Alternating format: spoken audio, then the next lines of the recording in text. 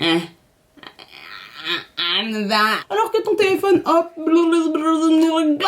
Lauren the Storyteller. Salut tout le monde. Je rigole parce que, en fait, je voulais vous faire une vidéo pour parler de tout et de rien.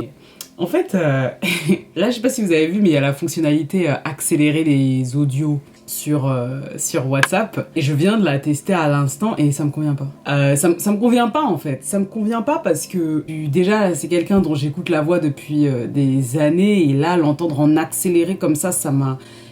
J'ai une réaction un peu épidermique. Du coup, ça m'a amené à une réflexion sur pourquoi est-ce que c'est un moyen de communication que personnellement j'adore, que d'autres personnes détestent. Et concernant cette fonctionnalité, pourquoi je suis en train de me dire que personnellement, je pense même pas que je vais l'utiliser en fait. Typiquement là, j'ai cliqué x2 et non seulement, truc que je fais avec les vidéos YouTube, hein, non seulement j'entendais à peine ce que la personne me disait, et puis je trouvais que j'arrivais pas du tout à profiter de l'instant, du moment quoi. Typiquement, moi j'adore recevoir des audios parce que j'adore écouter la voix des gens, entendre la qualité du timbre, entendre les harmoniques graves et aiguës, entendre le volume et même l'utilisation de la voix et même les intonations et l'intention derrière les mots. C'est pour ça que j'adore les audios en fait.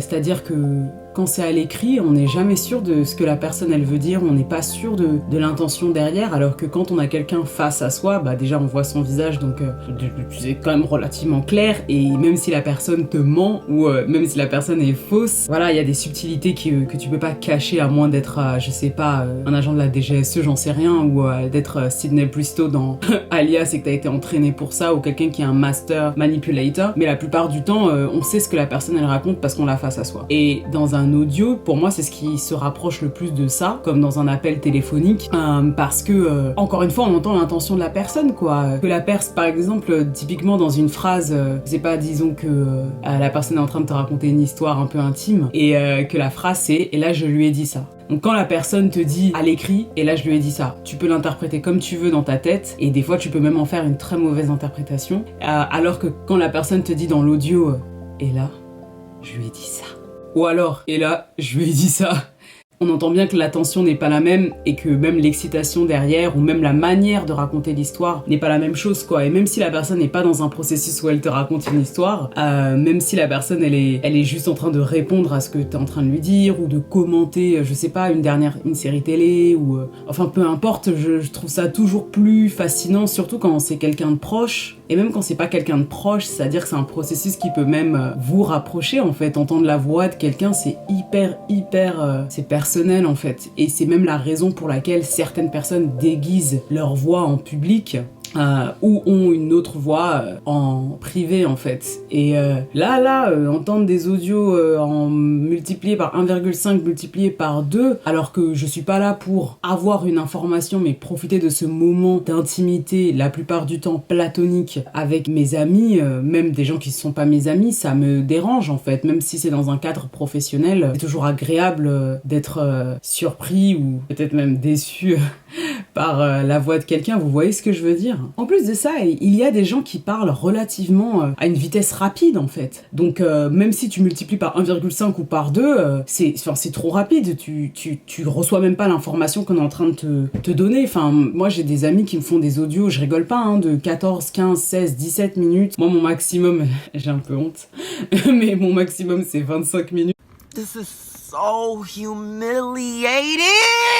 Ce jour-là, je me suis dit, ouais, Lauren, tu t'as abusé, mais j'étais vraiment en train de raconter une histoire et bon, les personnes qui m'écoutaient, ça n'avait pas l'air de les déranger, mais je me suis dit plus jamais en fait. Et j'ai plus jamais refait ça.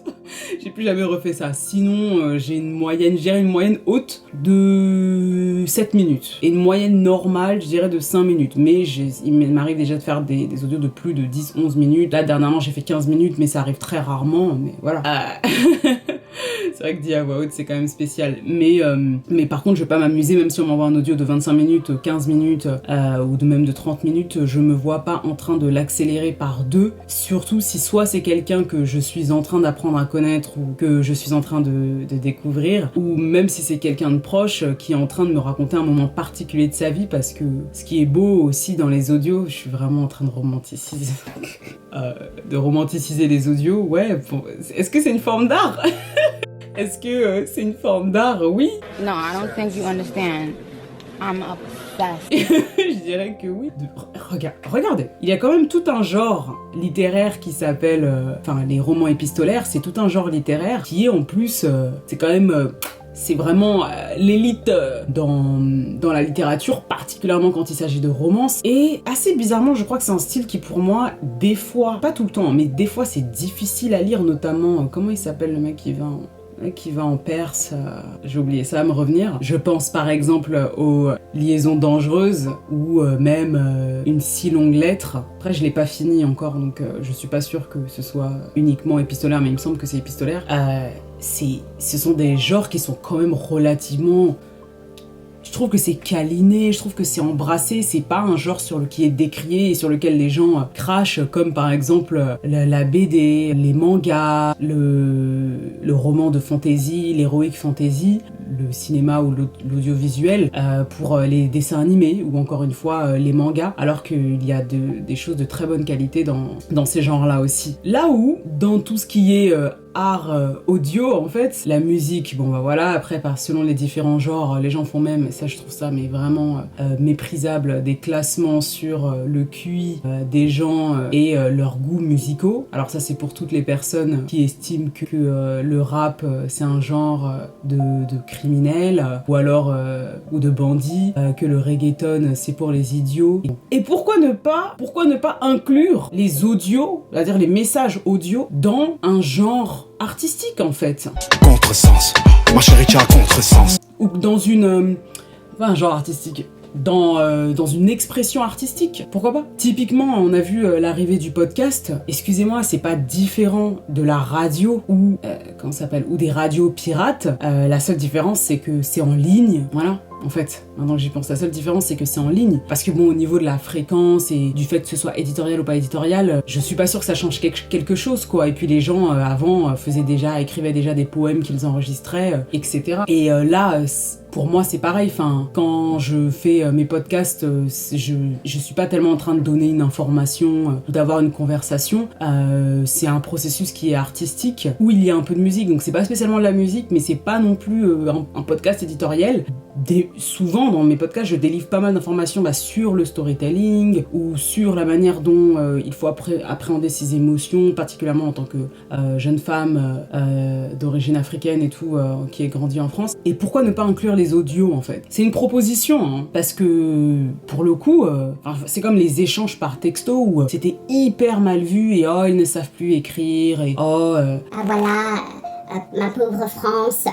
On perd l'orthographe et ce genre de choses, alors qu'aujourd'hui c'est plutôt l'inverse, où les gens disent que typiquement dans une relation ou dans un rapport que t'as avec quelqu'un et vous êtes en train d'écrire et la personne fait des fautes ou écrit SMS à part pour les mots que l'on se réserve d'écrire comme ça, comme MDR, lol, t'inquiète et ce genre de choses, pour la plupart du temps les gens n'écrivent plus t'as vu, j'ai kiffé et on a même des romances ou alors même un genre de divertissement digital où les gens créent je sais pas, des digital webzines avec des SMS dedans en fait, ou même des échanges SMS qui deviennent des intrigues incroyables. Enfin on l'a vu, j'ai changé un peu de sujet mais bon vous avez l'habitude, on l'a vu avec l'histoire de Zola Moon sur Twitter, où je me rappelle ce soir-là, je lisais en live, peut-être pas en live, mais peut-être en différé de peut-être 1 heure ou 2, toute l'histoire, et j'avais l'impression vraiment de lire une romance ou de suivre un film. C'est comme je sais plus qui est de Gucci Flip Flop. C'est la même chose. Et là, cette série de tweets, ce thread est devenu un film en fait, produit par A24, A24, et ça montre bien qu'on peut trouver du divertissement, de la nourriture créative et dans tout en fait. Alors pourquoi ne pas inclure les audios WhatsApp, les audios Insta dedans en fait? Ça peut paraître être de la folie, mais en anglais j'aurais dit I felt compelled to do a video because I was just like how am I gonna. Donc vous me demandez d'écouter mes amis x2 comme si j'écoutais des youtubeurs qui m'expliquent comment installer ma vidéo pour faire un streaming live. Enfin non quoi, il en est hors de question. C'est comme me demander. Attends, voilà. Tu prends ton artiste préféré. Ok. Je vais pas vous dire qui, de toute façon maintenant vous savez si vous suivez ma chaîne. Et vous écoutez l'album x2. Voilà. Vous prenez Summer Walker et vous multipliez par 2. André 3000, le rap, je crois que c'est encore pire. C'est encore pire. C'est-à-dire que c'est un genre où tu dois t'imprégner du flow de la personne, des émotions, en anglais on dit inflection, mais des intonations, de l'emphase sur les mots. C'est ça qui fait kiffer dans le rap, c'est pas juste quelqu'un qui vient, qui parle, comme un audio pour le coup, c'est tout ce qui se passe et vous faites x2. Vous mettez la vitesse x2. Comment est-ce que vous allez prendre ça? Mais horrible. Et là, on parle de gens que potentiellement vous n'avez jamais rencontrés ou alors vous les avez rencontrés sur scène et qui ne sont même pas vos amis. Et en dehors des amis, même si c'est des relations plus ou moins professionnelles, où la personne va peut-être s'autoriser à envoyer 1 ou 2 audios, ou peut-être qu'il y aurait une conversation, enfin selon la nature de la relation professionnelle. Est-ce que vous voyez faire ça? Moi, je me vois pas du tout en train de faire ça en fait. Non. Non, donc WhatsApp merci. Je pense que peut-être que quelqu'un, je sais pas, qui travaille pour eux, s'est rendu compte que beaucoup de gens se plaignent de recevoir 5 ou 6 audios et je comprends tout à fait. Moi les jours où j'ai pas le temps et que j'en ai 6 ou 7, je me dis voilà, j'ai pas trop le temps, mais j'explique juste à la personne que là pour l'instant j'ai pas le temps et que je reviendrai là-dessus quand j'aurai le temps et de ne pas s'inquiéter. Et bon c'est ce que les gens font avec moi aussi, donc y a pas de souci. Et pour parler rapidement des gens qui n'aiment pas les audios, je comprends aussi. Tout le monde n'a pas le temps et tout le monde n'a pas la même manière de communiquer et ne voit pas ça comme pratique en fait. Et ça, je pense que ça dépend bien sûr des personnalités qui diffèrent. Pour moi, ce que je trouve assez drôle, c'est que à l'époque, quand les SMS sont arrivés, et c'est là que tu vois qu'il y a un shift générationnel aussi, c'était insupportable pour les gens d'une certaine génération d'être tout le temps comme ça et en plus à taper et à devoir taper correctement avec, je sais pas, si tu dois écrire au gérondif et que tu sais pas faire la distinction avec un adverbe, donc par exemple en fermant la porte ANT et fermement ENT à la fin, tu faisais des fautes et en plus ça permet aux gens de voir aussi ton niveau d'éducation ou de comment tu écris et de te mépriser encore plus. Et c'est là qu'on a inventé l'écriture SMS qui allait bien aux jeunes. Enfin moi, la première fois que j'ai eu un téléphone et que j'envoyais des textos, on était limité. Ah oui, je me rappelle. On était limité en caractères. Je crois que j'avais...